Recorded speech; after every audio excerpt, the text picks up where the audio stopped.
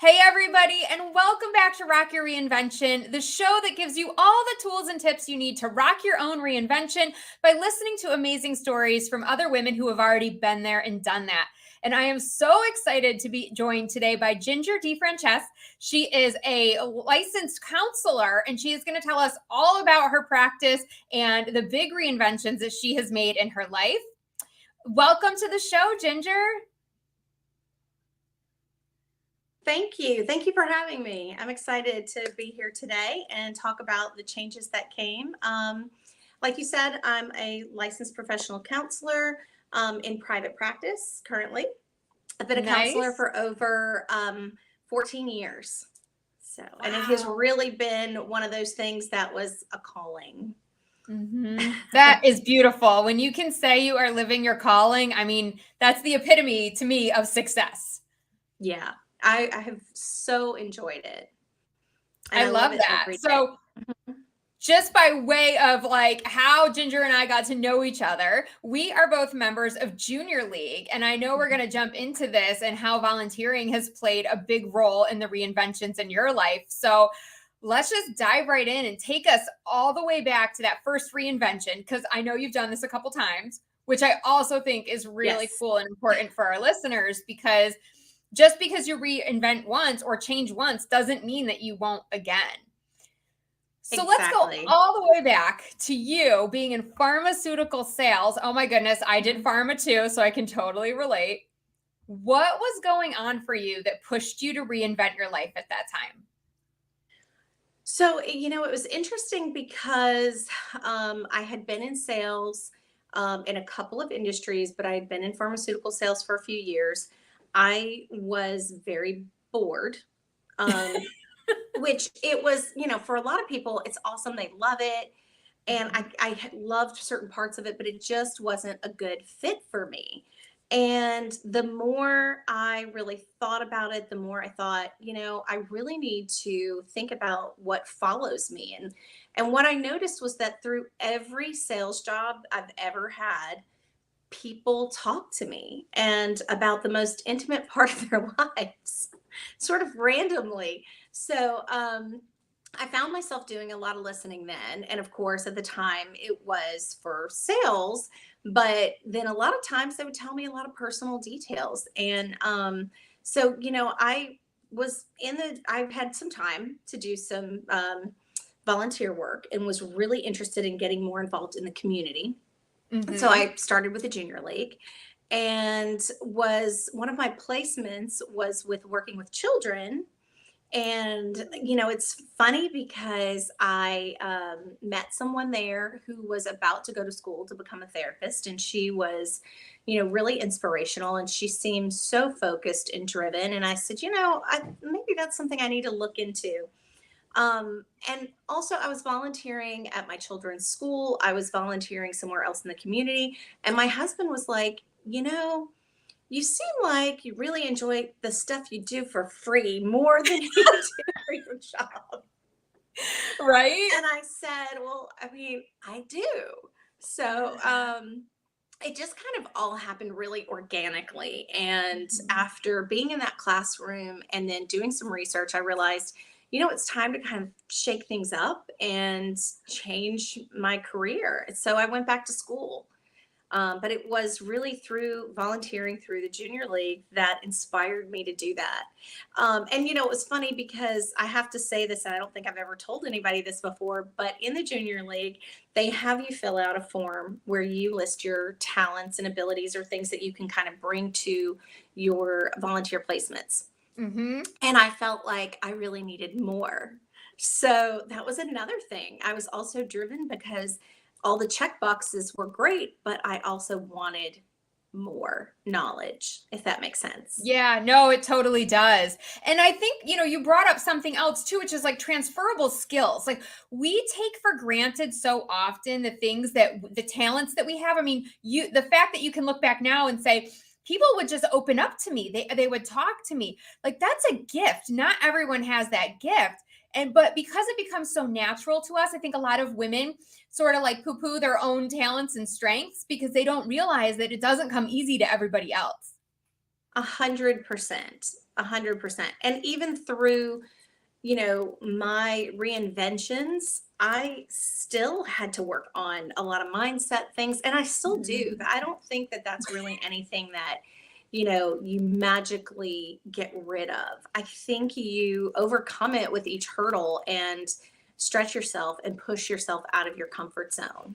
And Yes. that's something I really try hard to do, because I know that it's not only good for my own growth, but it's just something that I like the challenge. I like to meet the challenge and keep moving. And I So, know that that's going to resonate with a lot of women. There's a lot of women that need to hear that it doesn't just go away, right? That this mindset thing is going to be something that we're always striving for and working for. But as you make it a practice, at least what I have found is it gets easier. You don't allow your inner critic to go on for 10 minutes. It goes on for 30 seconds before you shut it down. So it is just this process that you will get better at. 100%. I always recommend for people that are really struggling with mindset, especially if they are, if it's been a long standing thing. I think it's really great now that so many options are available for people through, coaching or through therapy to work through some of the deeper issues that might be feeding that. Yeah.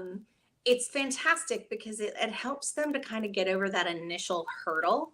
And then when they need it again, if they need to come back briefly for what we like to refer to as a tune-up, then that's great. But that kind of helps them get past some of the fear, and learn some skills, and then be able to face things head on. And like we said, it's not something that they're gonna sort of fix and then it's going to be done. Right. It really is a process throughout the journey, and that's just part of it. Yeah, it is. And I love that your journey had this big piece of volunteering be so instrumental in your reinvention. And I think a lot of women listening probably love the idea of having more volunteering, but they feel so overscheduled that they just don't even know how they would have time for it. So how do you find time for your priorities, and how do you help your clients to assess their priorities and fit all those things in that they want to do? It's funny that you asked that, because I actually was that person that when I got really into my career after school and I started working for agencies and hospitals and things like that, I got really, I was determined to just, I had that old mindset that you had to be there and you had to be there all the time. And I was working anywhere from, like, I don't know, 60 or more hours a week. And I was paid salary very clearly for 40 hours a week. Some of that was because I felt like I had to build myself as a therapist or to make a name for myself. Some of it was just because I love to work. I do. And it's my peaceful place. I love to work. So it's interesting because balance isn't just about, splitting things 50-50. It's not about a certain number. And I think a lot of people get really wrapped up into that. And for me, it's really about what fits your bliss, what feeds your soul. And I like to tell people that all the time. It's about what feeds your soul. And when work is a part of what feeds your soul, it may be a bigger part of your time. But if work isn't what feeds your soul, then you really have to have, really in both scenarios, you have to have healthy boundaries to make sure that you have a fully well-rounded, fulfilled life. Because even for those of us that work does fill your soul and feed your soul, I still have a family, and I still have, my own time that I want to develop and do other things and give back to the community. And I think that that is kind of what helps me to be able to do the kind of work that I do. Yeah. Oh, you are speaking my language. I mean, if it's not feeding your soul, what are we doing? Right. Right. Right. So important. And I know when we chatted before the show a couple months ago, we were talking about like signs from the universe. And I know that you are a big believer in signs from the universe, as I am. But I'm curious, in your experience, like, why do you think women ignore their signs, or just like hush them, or say, oh no, that's just an idea I had, and they don't follow through? I think there are a lot of reasons, but a lot of primarily what I hear from women and what I experienced myself was that imposter syndrome, Mm, was the, can I really do this? Is it going to be successful? There's so many other people doing this. How am I really going to be any different? Or how will I be better? Or, there's, it's so risky. I need to do something that's more stable. So I've heard that a lot. And so I think it really just comes down to fear of the unknown, which is one of mhm. those really basic human fears that we all experience. And I Yep. also think that change is a fear. It's a very basic fear for human beings all over the place. And I like to illustrate this with my clients by, I always make note if they're struggling with change, that every client of mine, and this really doesn't matter where I've worked or in private practice, they sit in exactly the same seat every time they come in my office. Every time. Interesting. And the reason is that we find a place that we think will be comfortable, we kind of settle in. And once we sit from that position, the room, the space, the environment, the experience is from a particular perspective that we become comfortable with. And humans are drawn to that which we are comfortable with, even when it's not healthy. Mm, So, yeah, which is yep. another reason why change is so hard for people. Yeah. So sometimes if they're really struggling, I'll ask them to sit on the other side of the couch or, change positions or whatever. And it's funny because even with that little bit, it's a few feet, they feel uncomfortable. And Mhm. it's just a different perspective. It's the same room. We're sitting in the same place, but it's just a different perspective. And I think that is part of what really scares people to Yeah. reinvention, is that it's not even just a little different perspective, it's a completely different world. And that fear of the unknown, it can be really profound. Yeah. Oh, that is powerful. And I know one of the things that I have talked to a lot of my clients about if they're feeling really stuck is like just do something different. Take a different route home from work this Yeah. time, or stop off at the park afterwards, or go for happy hour. Just like do literally anything different in your life so that you get that perspective change. And you never Yes. know where your inspiration or your universe sign is going to come from. You take a different route home and you see a job posting on a billboard or something. I mean, whatever, who knows? Yes. And Yeah. suddenly your life has changed. But you Mhm. got to step out of your comfort zone and do something different. 100%.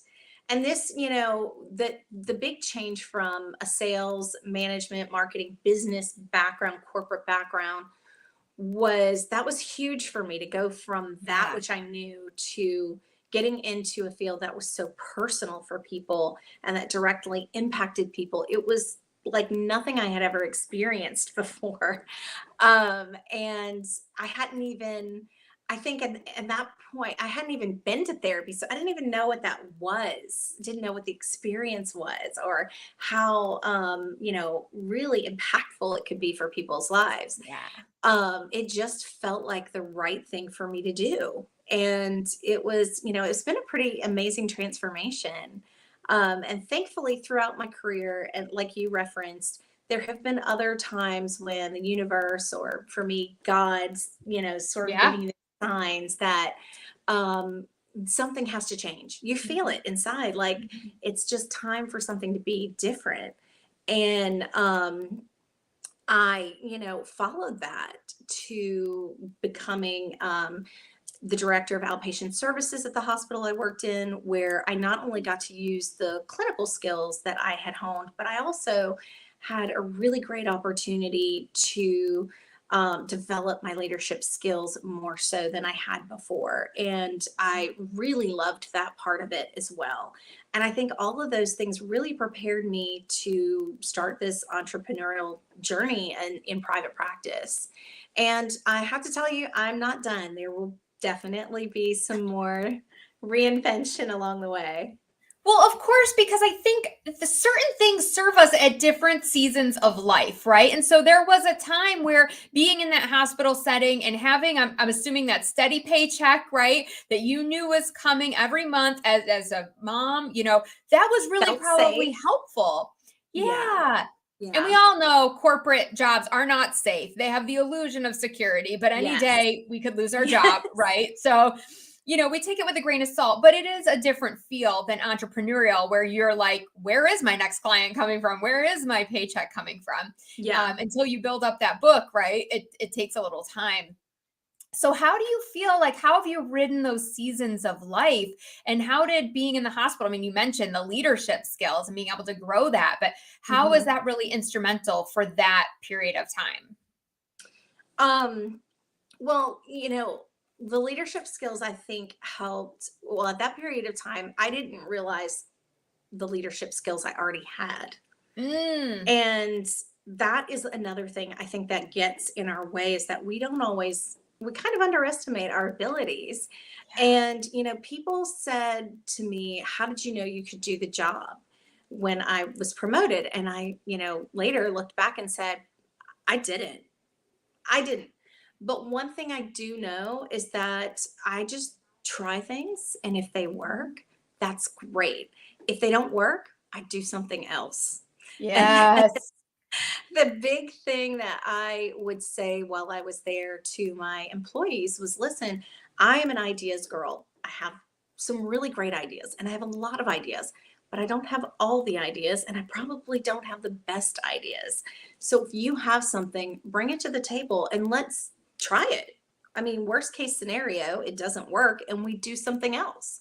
And so Right. that's kind of always been my operating system, is let's just try it. And if it doesn't work, you do something else. And thankfully, my goal was always to build a place where people wanted to go to work. And I had a lot of people that were just so supportive, and they're still friends of mine today. And in fact, when I made the transition to private practice, it was people who had been part of my staff previously, who were supportive and helpful and were just so excited that I was doing it. Um, and so it was just really nice to see that warm welcome into the private practice community, which was, completely unexpected. But I certainly appreciate with, all of my heart. So, Yeah, that's but those leadership amazing. skills served me well in that. And I really got to develop them there. And then, of course, as an entrepreneur, that is critical. You really need to be able to take those steps forward and push yourself, step outside of your comfort zone, be able to make decisions quickly. All of those things have been invaluable to me. Oh, that's amazing. And yes, you took that big leap of faith to go into private practice. Mhm. Amazing. But listen, let's be real, because we all know that there's challenges. So, what was the biggest challenge that you had to overcome as an entrepreneur? Oh boy. There were probably a few. Sure. Um, probably a few. One was really recognizing my value, Mm, and then having to assign a number to it. That was yeah, difficult. yeah. And that's something I think I'm always going to be working on. Um, so that was one thing. I think referring to myself as an expert, which is really critical as an entrepreneur. And in all reality, I had, over 12, 13 years, 12 years of experience at the time as a therapist. And I really was the expert. That was, and then for me too, it's really important as an entrepreneur to have a very clear vision of who you want to help and how you want to help them. And that's always a work in progress for me, because in the work that I've done, I've had the privilege to work with so many people from so many different backgrounds and with so many different needs.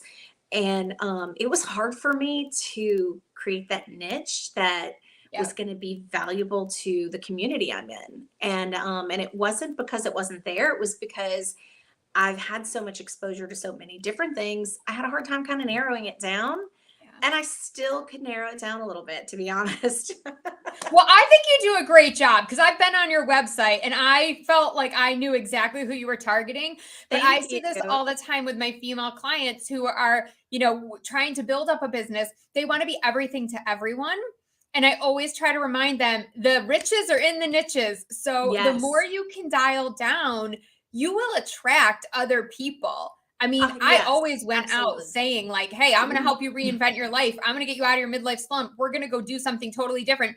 And yet so many career women kept coming to me because they Yes. just saw what I was saying. It drew them in and they were like, I don't actually want to leave corporate, Karen. I want to stay in it, but you got to help me. Like, I need balance. I need all these things. I'm like, okay, I got you. We can work on that. So, but if I just go out and say, oh, you're going to help everybody, then nobody really knows. Nobody feels seen and heard in the marketing. Well, and they also don't feel like they can relate because they're not drawn in and they don't know what you can help them with. Because a lot of times if you're unclear, then your marketing will read unclear. And when I did my first website, because this is my second one that I put together. Who doesn't have multiple websites? Right, Okay. exactly. You never And get it right the first time. I did it myself. So I had to do a lot of research and a lot of, it's been some, learning, definitely a learning curve. Yeah. But the first one was really not as clear as I should have been. The second one was much more clear and I think speaks more to the people that would want help from me and what I do. And, I think that when I talk about my niche, the more I talk about it, the more I really realize how much I love working with this population. And like you said, though, it brings you other people too. Yeah. There's something about whatever your niche is that resonates with the individual enough to say, I think this person can help me. But 100% I agree. You do have to niche down. I think a lot of people are scared of doing that. It's that scarcity mindset. Yes. That, if I'm too niche, then I'm going to miss out on all of this. And then there's that scarcity mindset around networking frequently with other people who do the same thing that you do. But what I have found is the exact opposite. I not only have received referrals from other therapists that, I've worked with either in the past or, I've networked with since I've been in private practice, but I actually myself have referred out absolutely more clients than I've accepted. Yeah. If I felt like the client could get something or needed something I couldn't deliver, then I found someone who could, or I already knew someone who could. Because ultimately, I feel like my role as a therapist, whether that client works with me directly or whether I'm sort of the conduit to get them to where they need to go. Yep. My ultimate goal is just to help people.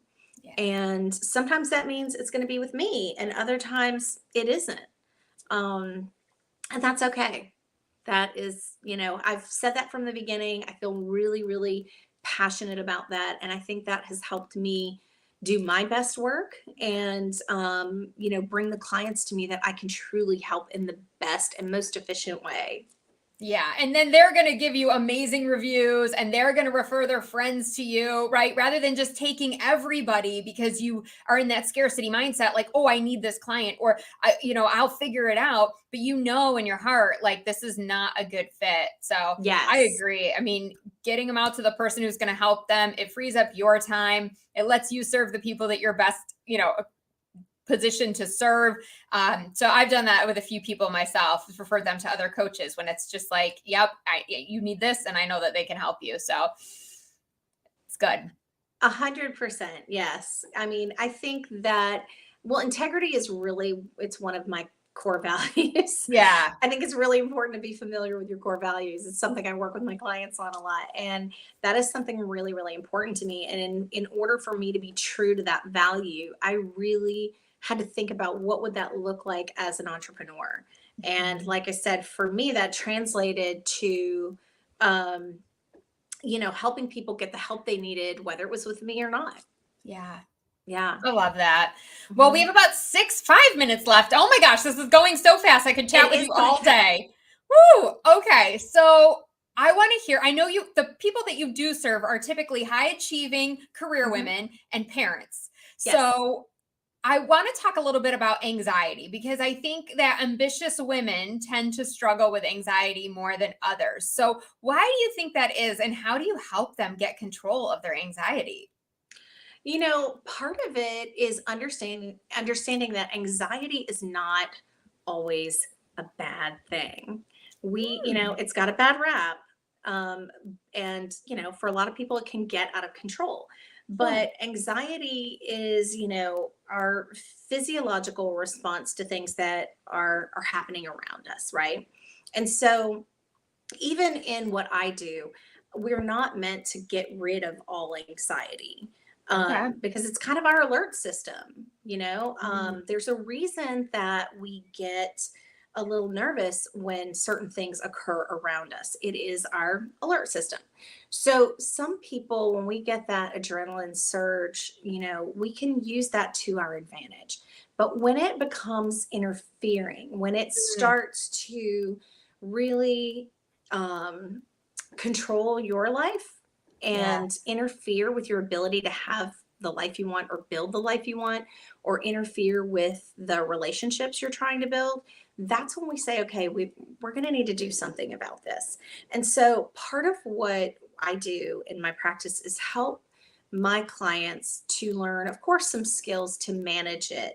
But it's usually so much more about different ways in how they're living their lives. A lot of times, we're allowing things in that can be so overwhelming, and we don't necessarily need to let all of those things in. And it depends on the individual, but frequently, a lot of times, women will think, I have to do it all, and I have to do it all right now, which can really build this type of pressure that is very, very difficult for anybody to manage.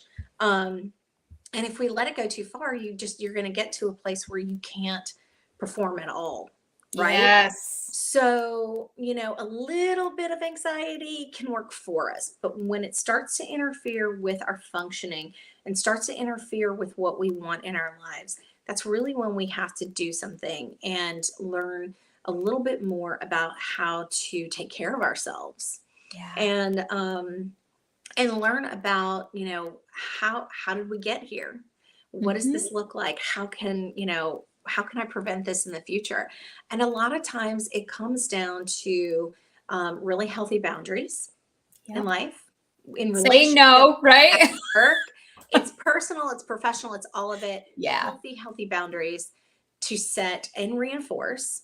And then also really making sure that part of those boundaries, it's not just boundaries with other people.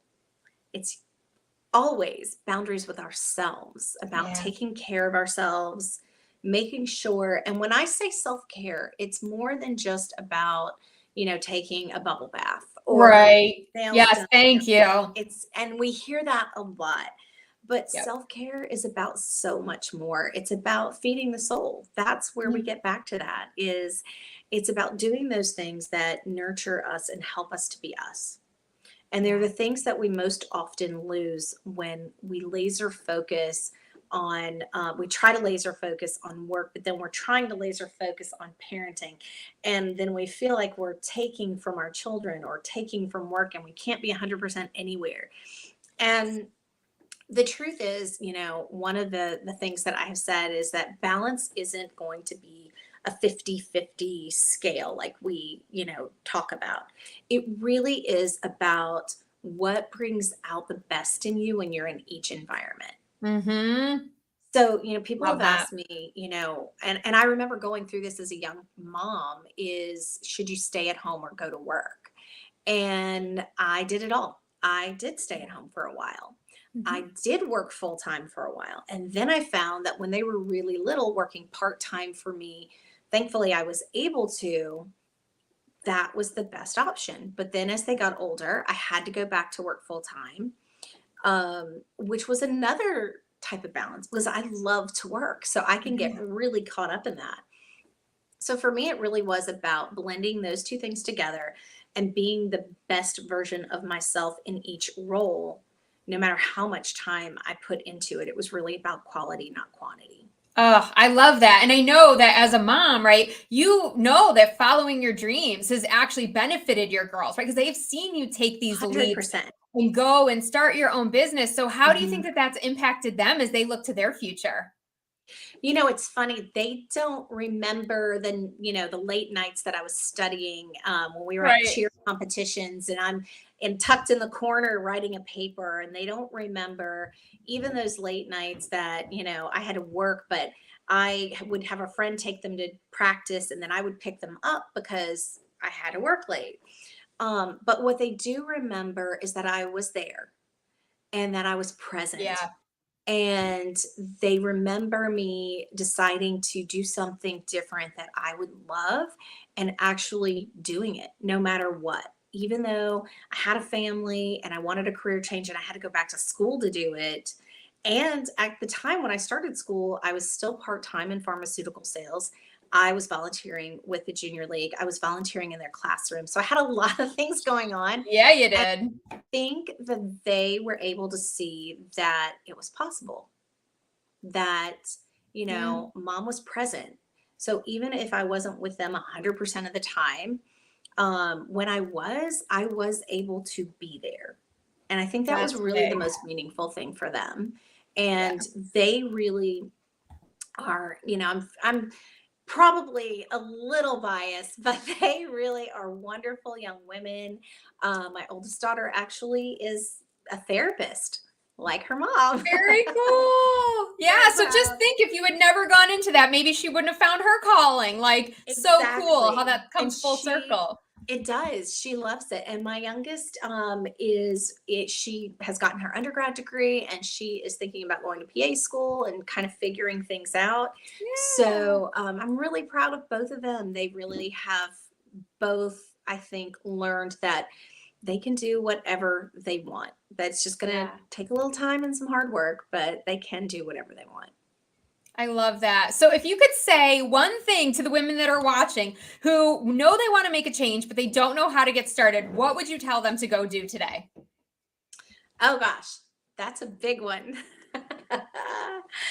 um, okay, so if they want to make a change,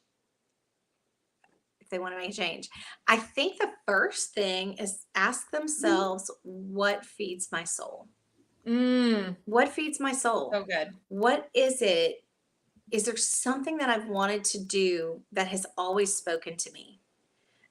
Because a lot of times we miss it. And I had it everywhere. I would go to a drive-through and meet someone with really great customer service skills and say, you would be great at, and I would tell them about this corporate assistant position that they might do really well with because of Sure. how attentive they were or whatever. I would see people in other places at work who could do all kinds of things, and I found myself doing the thing that I wanted to do. And I think sometimes we miss that. We don't recognize Yep. what is actually feeding our soul. But I also caution people because I know some people are like, well, I don't know that I have that. And there are ways that you can explore that. And I'd encourage Sure. them to get some help, get some coaching, get some therapy, do the deeper dive, and really start to explore what that looks like. Because I think we think that everybody knows what's going to feed their soul, and that's not always the case. No, and Um, that is like such a perfect segue. So if someone wants to work with you, how do they find you and reach out and get support to explore this and much more? well, my website is www.gingerdtherapy.com. And you can go on my website, check it out, see and there are many opportunity request a consultation. I do a free 20-minute phone consultation. And that's just an opportunity for me to see how I can help you and give you the opportunity to ask questions and see if it's going to be a good fit. And then we just go from there and get you started and start that journey together. It's a very collaborative process. So I always encourage people, definitely reach out for support in that journey, because it's a big leap. It is a big leap, and I can Yes. understand the fear that goes along with it, because I've been there. I felt it. Exactly. You And, don't have to like, go through this alone. That is the big not at message, all. right? And, Like like, there are people out there who are trained to help you with that, whether it's therapy, coaching, whatever, like go get the support so that you can live that best life that you deserve. 100%. And you don't always have to feel like you're torn into, or, that you feel like you have to do it all. There are ways to build the life that you want, and understanding what balance truly means is a huge part of that. And together we work through that and get you started on your journey. I love that. Ginger, thank you so much for being here. This has been amazing, enlightening. I know you dropped so many truth bombs and nuggets that our listeners are going to be able to just absorb and take away and change their life. And if anyone needs support, please reach out to Ginger. Obviously, if you want to explore coaching, you can always check out KarenFreeland.com, book a complimentary call, and we'll talk about what you need and get you all set up so that you can rock your reinvention. And I think everyone has the ability to do that. I'm so glad to have met you, Karen, and I love that you're helping people do that. Thank you. Likewise. Have a great day, everyone. Thanks again, Ginger. Thank you.